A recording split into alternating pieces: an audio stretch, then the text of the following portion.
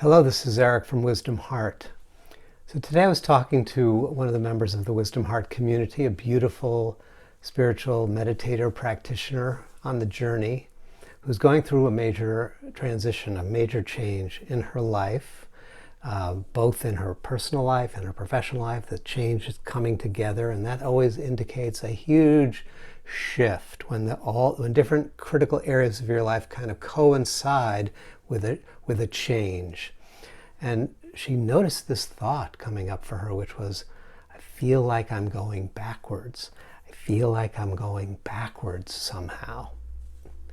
Now, that thought had the connotation and the inner message to her of like, you're doing something wrong. This is a failure. You should always be going forward.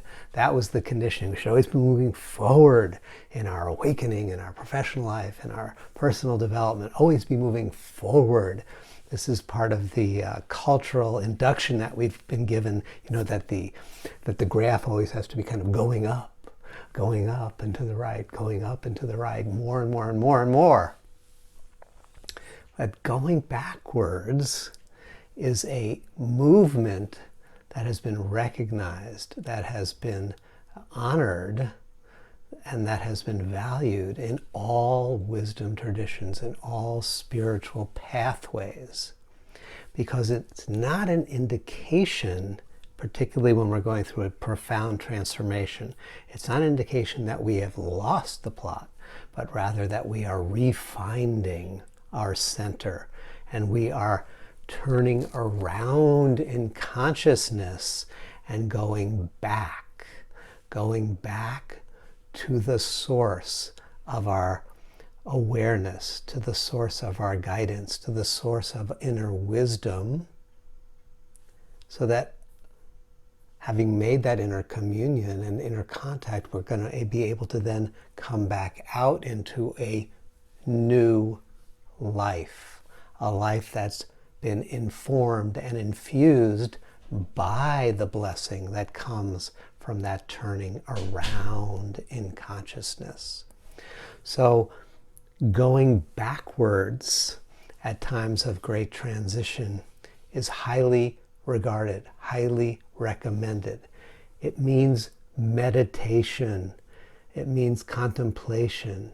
It means true meditation, which is an inturning and an uplifting, an inturning and an uplifting. Not just going into ourselves and ruminating and spinning in thoughts, but going in and lifting up, attuning to that primordial presence that precedes all forms of expression. That true nature that precedes all expressions. We return. In the Zen tradition, it's called the backward step, and it's deeply respected. In the Christian tradition, it's called metanoia, sometimes translated as repentance, which means go back from the way you came. And in most the mystical traditions of India, it's called turning around in consciousness.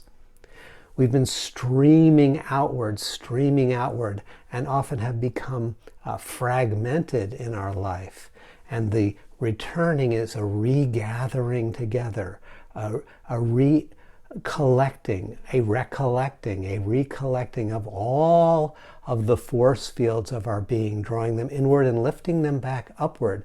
That upward returning is returning to the center of our being, symbolized by the sun in the solar system, around which all the planets revolve, and symbolized by what's called the sun center, the point of communion between the eyebrows in mystical Kriya Yoga and meditative traditions. So we turn inward. We're not going backwards in the sense of losing the plot. We're going inward and upward to regain our alignment with the primary story of this life, which is the story of realizing, embodying, and expressing the awakened state.